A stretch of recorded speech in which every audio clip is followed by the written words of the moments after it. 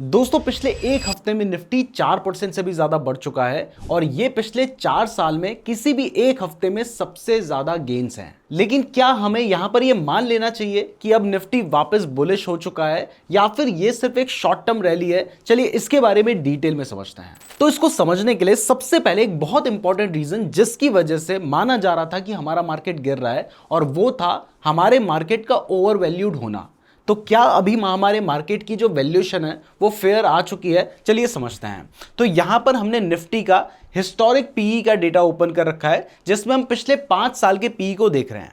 अब यहां पर अगर आप देखेंगे तो आपको दिखाई देगा कि निफ्टी का जो मीडियन पीई है पिछले 5 साल का वो 22.71 का है, यानी एवरेज जो निफ्टी का पी है वो 22.71 रहता है पिछले 5 साल में। तो अगर हमें यह कहना है कि मार्केट की वैल्यूएशन अभी सही हो गई है, मार्केट फेयर वैल्यूएशन पे मिल रहा है, तो इसके लिए निफ्टी का जो पी है वो अब इससे कम होना चाहिए।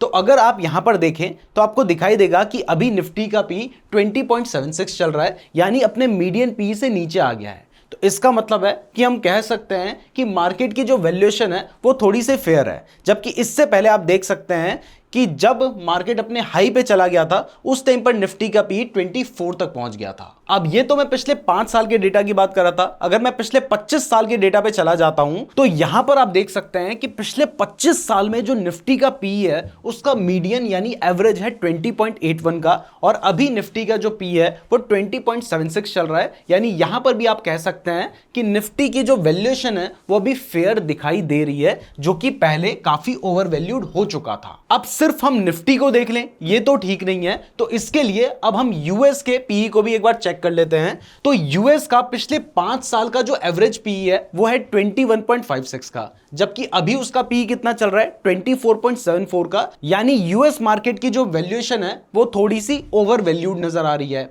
अब अगर हम 20 साल के हिसाब से भी देख ले तो वहां का जो एवरेज है वो 16 का है, जबकि अभी पीई चल रहा है 24 का। मतलब यूएस मार्केट तो हमें फिलहाल के लिए ओवर वैल्यूड दिखाई दे रहा है, जबकि हमारा जो इंडियन मार्केट है इसकी वैल्यूएशन पीई के हिसाब से फेयर दिखाई दे रही है। अब इसके बाद एक बहुत बड़ा रीजन जिसकी वजह से मार्केट गिर रहा था वो था फॉरेन इंस्टीट्यूशंस का लगातार सेलिंग करना। आप देख सकते हैं अक्टूबर के महीने से हमारा मार्केट गिरना शुरू हुआ था, और उस महीने में जो फॉरेन इंस्टीट्यूशंस थे उन्होंने 1,14,000 करोड़ की सेलिंग की थी। अगले महीने 45,000 करोड़, 16,000 करोड़, 87,000 करोड़, और फैब के महीने में भी 59,000 करोड़ के आसपास की उन्होंने सेलिंग की थी। लेकिन क्या मार्च के महीने में कुछ यहां पे बदला है? यह भी हमारे लिए जानना बहुत ज्यादा जरूरी है। तो मार्च का महीना भी कंप्लीट नहीं हुआ है, और ऐसे में हमें दिखाई दे रहा है कि जो फॉरेन इंस्टीट्यूशंस हैं वो इस मंथ 15,000 करोड़ के अभी नेट सेलर्स रहे हैं।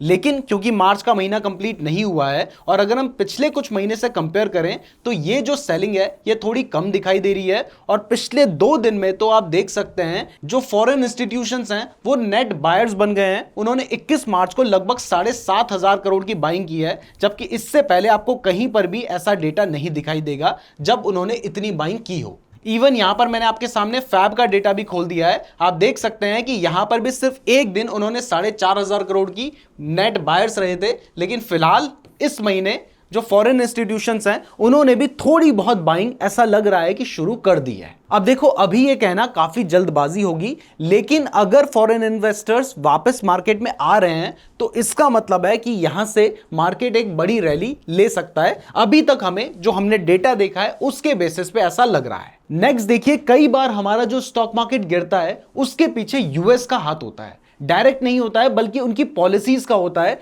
जिसमें उनकी जो फेड है अगर वो इंटरेस्ट रेट को बढ़ा देती है तो ये हमारे मार्केट के लिए बहुत ज्यादा नेगेटिव होता है। बट रिसेंटली 19 मार्च को जो यूएस फेड है उनकी मीटिंग थी, जिसमें उनके जो चेयरमैन है जेरोम पोवेल, उन्होंने क्या किया है, उन्होंने इंटरेस्ट रेट को स्टेडी रखा है 4.25% से 4.5% के बीच में। और इसके अलावा उन्होंने कुछ ऐसे सिग्नल्स भी दिए हैं जिसमें माना जा रहा है कि इस साल यूएस में 50 बेसिस पॉइंट्स का रेट कट हो सकता है। तो अगर यूएस में रेट कट होगा तो इसका फायदा इंडियन मार्केट को जनरली मिलता ही है। तो एक्सटर्नल कौन कौन से रीजंस हैं जिनकी वजह से अभी मार्केट ने ग्रोथ दिखाई है, ये तो आपने समझ लिया है। तो चलिए अब थोड़ा सा टेक्निकली भी देख लेते हैं। तो यहां पर हमने निफ्टी का डेली चार्ट ओपन कर रखा है। अब इसमें अगर आप ध्यान से देखेंगे तो आपको दिखाई देगा कि जो हमने ट्रेंड लाइन ड्रॉ कर रखी थी उस ट्रेंड लाइन को मार्केट ने ब्रेक कर दिया है और इसके बाद मार्केट ऊपर निकल चुका है। इसके अलावा अगर मैं आपको 50 डेज का सिंपल मूविंग एवरेज दिखाऊं तो आप देख सकते हैं कि मार्केट ने 50 डेज के सिंपल मूविंग एवरेज से भी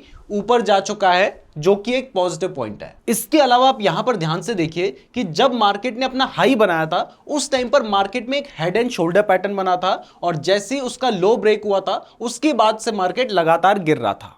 यह हमने निफ्टी के चार्ट में देखा है। लेकिन अभी मैं आपको दिखाऊं तो निफ्टी के स्मॉल कैप इंडेक्स में अगर हम देखें तो यहां पर आप देख सकते हैं कि एक inverse head and shoulder pattern बना है जिसका जो हाई है वो भी ब्रेक हो चुका है, यानी स्मॉल कैप जो इंडेक्स है उसने इसका हाई ब्रेक कर दिया है। तो ये सारे जो सिग्नल्स दिखाई दे रहे हैं इनको देख के लग रहा है कि मार्केट में रिकवरी शुरू हो चुकी है। अब इसका मतलब ये बिल्कुल भी नहीं है कि आप मार्केट में आंख बंद करके बाइंग शुरू कर दें, क्योंकि कई बार बुल्स को ट्रैप करने के लिए भी इस तरीके के जाल बिछाए जाते हैं। तो जो कुछ भी आप मार्केट में करने की सोच रहे हैं वो थोड़ा प्रिकॉशन के साथ सोच समझ के कीजिएगा, क्योंकि ये वीडियो सिर्फ एजुकेशनल पर्पसेस के लिए थी। जो मार्केट में फैक्ट्स हैं, जो इंफॉर्मेशन है, वही हमने आप तक शेयर की है। ये कोई भी बाय या सेल रिकमेंडेशन नहीं है। इस तरीके की और वीडियोस देखने के लिए चैनल को जरूर सब्सक्राइब कर दीजिएगा। धन्यवाद।